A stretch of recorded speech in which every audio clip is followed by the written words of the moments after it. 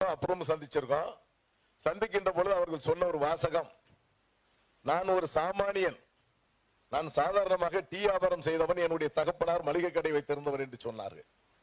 அப்ப எங்களுக்கெல்லாம் பெரிய உள்ளத்துல பெரிய மகிழ்ச்சி. அப்படின்னா நமக்கு ஒரு நல்ல பிரதமர் கிடைக்க போறார், சாதாரணமான மக்களுக்கெல்லாம் ஏழை எளிய மக்களுக்கெல்லாம் நன்மை பறக்க போகிறது என்ற வாசகம் எங்க மனசுல எனக்கு உதிர்த்தப்பட்டது. உண்மையிலே தெரிஞ்சது. இதெல்லாம் நான் மேடை பேச்சுக்காக சொல்லலைங்க, உண்மை நிலவரம் இது.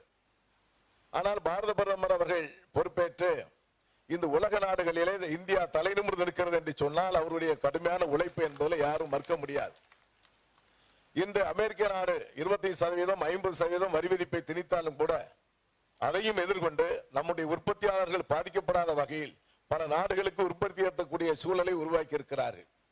ஆகவே எத்தனை நாடுகள் நம்மை கண்டு பொறாமைப்பட்டாலும் அத்தனை மீட்டெடுத்து போராடக்கூடியவர் தான் பாரத பிரதமர் நரேந்திர மோடிஜி அவர்கள். ஆகவே இந்த ஜிஎஸ்டி வரி விதிப்பிலே இன்று மாற்றங்கள் இரட்டனுக்காக மாற்றி இருக்கிறார்கள். அதற்கு கூட மேடத்தில் சொன்னேன், உங்களுக்கு ஒரு பாராட்டு விழா வைக்கணும்னு சொன்னேன்.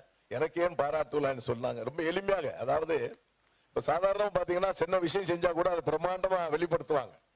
ஆனா எந்த ஓசை இல்லாம சாதாரணமா எளிமையான ஒரு அமைச்சர் நமக்கு கிடைச்சிருக்கிறாங்க. இன்னொரு வரப்பிரசாதம் என்னன்னா, டெல்லியில போய் தமிழ்ல பேசக்கூடிய ஒரே அமைச்சர் நம்ம அமைச்சர் தான் இருக்காங்க. வேற யார்ட்டாங்க தமிழ்ல பேசவே முடியாது. என் மனசுல அப்படியே எடுத்து சொல்லலாம். அப்படிப்பட்ட அமைச்சர் கிடைத்திருக்கிறார்கள். நாங்கள் ஏற்று கொடுக்கின்ற பொழுதே பல்வேறு கோரிக்கைகளை சேர்த்து தந்திருக்கிறோம். இது இப்ப 2 அடுக்கு பாரத பிரதமர் அறிவிச்சாங்க, தீபாவளி பரிசாக அறிவித்திருக்கிறார்கள். அதிவிரைவில் மீண்டும் 1 அடுக்கு வரியாக பாரத பிரதமர் அறிவிப்பாங்க. அதையும் இந்த அம்மா செய்து தருவாங்க நம்பிக்கையோடு. ஜிஎஸ்டி வரி விதிப்பில் இருக்கின்ற பல்வேறு குளறுபடிகளை, சட்ட விதிகளையும் சற்று எளிமைப்படுத்தி சாமானிய வியாபாரிகளுக்கும் மக்களுக்கும் புரியக்கூடிய வகையில் எளிமைப்படுத்திக் கொண்டு கட்டாயம் அதை ஏற்று எங்களை எளிமைப்படுத்த வேண்டும். அதே போன்று 2017 ஜிஎஸ்டி அமல்படுத்திய பொழுது அன்று இருந்த குளறுபடிகளை பல்வேறு நோட்டீஸ்களாக பல வியாபாரிகள் வந்து கொண்டிருக்கிறது.